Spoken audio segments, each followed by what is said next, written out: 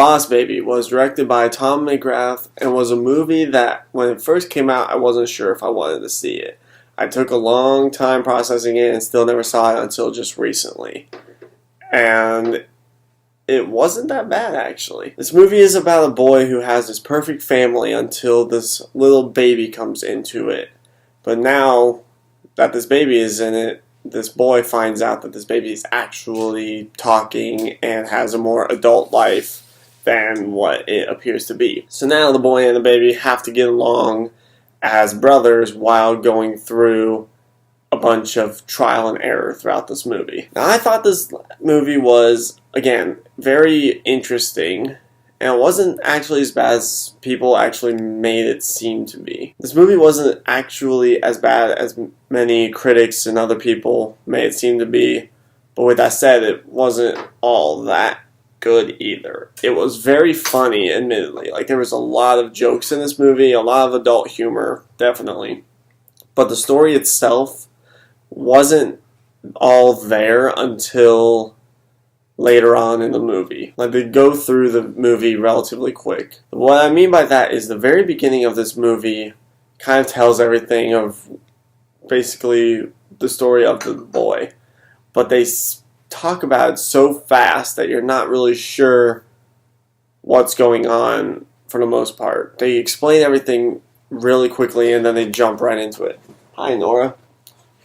Everyone, the dog. Now, there are a lot of really big name celebrities in this movie, and I was really surprised when I saw them in this movie, like in the titles and in the credits and such. Specifically, Alec Baldwin, Jimmy Kimmel, Lisa Kudrow, and Tobey Maguire. Those were the ones I was actually really surprised to hear when I was watching this movie. Tobey Maguire's voice was actually the voice of the boy when he's older, and you can kind of pick it out a bit, but not as much as you would think. Like, you know it's him, but the way his voice sounds in this movie doesn't make it seem like it's actually him until you listen a little while longer. Now, back to the story of this. The story is good to an extent. Like I said, the movie starts off trying to tell a story really quickly and just jumbled through everything leading up to what's actually happening, where the baby comes home and meets the brother and such. And then throughout the movie, they use a different style of animation to kind of tell the boy's imagination from reality, which I thought was really good, especially a good use of animation, because then it tells us, what the boy is seeing, whether it's the real world or not. But as the movie goes, there's a lot of stuff that happens in this movie that you would think would be imaginary, but it's not. But then you get a little confused about, is it really happening with everything that's going on in this movie? Is that really happening? So that's like a big kind of brain teaser right there in its own. I don't know why. That's my personal opinion, at least. It seemed like that. If you guys think that it seemed like that, if you've seen the movie, then definitely let me know about that. Now, Hans Zimmer did the music for this, and he's done the music for a lot of stuff lately, and he's done an absolutely wonderful job with music in this movie, music in past movies.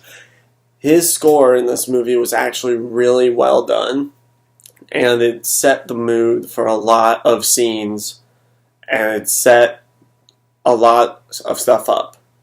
So, like, if there was an action scene, he knew exactly what kind of music he was going to do for that. If there was, like, a sad, kind of depressing scene, he knew exactly what to do for that. And just everything that he did for this music fits so well with this movie as well. Now, this movie actually has a lot of references to older movies or other types of movies that you only can catch if you understand, like, what those movies are. And you can only catch them if you've either seen the movies or you just hear them a lot. And I thought that was really good because it kind of keeps that modern day-ish style, but it's also older style as well. Like, I know they sing, I think it's an old Beatles song in this movie throughout the entire movie. And so it makes you wonder if, like, the time of this movie, but then they also have a lot of, like, more recent pop culture references to this movie that makes you think, oh, it's more modern rather than past. But with all the references still being in this movie, it also follows a lot of movie tropes, meaning that there's a lot of stuff in this movie that you can just kind of pinpoint is going to happen. There was one thing, though, in this movie that I was not expecting to happen. I'm not going to spoil it, even though the movie's been out forever. Still not going to spoil it.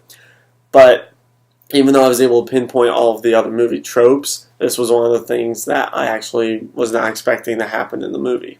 Now, during the end of this movie, specifically rather than other parts, it seemed very scripted. There was a moment where the baby and the boy are talking, and it just everything about it just seemed a bit off. And it seemed very scripted, and like none of it was actually real. You couldn't really get that emotion with them during that scene because they just, when you could just hear them speaking, or at least when I did, when I heard them speaking, my first thought was it was all scripted because the way that they were talking about it, the dialogue and the tone of voice just seemed scripted. Overall, I think this was actually a pretty good movie. As a whole, it was very funny. It's definitely a good movie to see like over the summer or just in general. Just kind of a fun family kind of movie that anyone should really go see. It doesn't really matter like what your opinions are of it. You just turn off your brain and just go see it. It's a good movie if you don't want to think. I'm giving The Boss Baby a B+. Guys, thank you as always for watching. I do apologize that I have been slacking a bit on the videos. It's been pretty crazy lately. It's been a little hectic everywhere and such. But I thank you guys for watching these anyways. Don't forget to like and subscribe. Follow us on Facebook and on Twitter. And this is Pop Culture Critics signing off.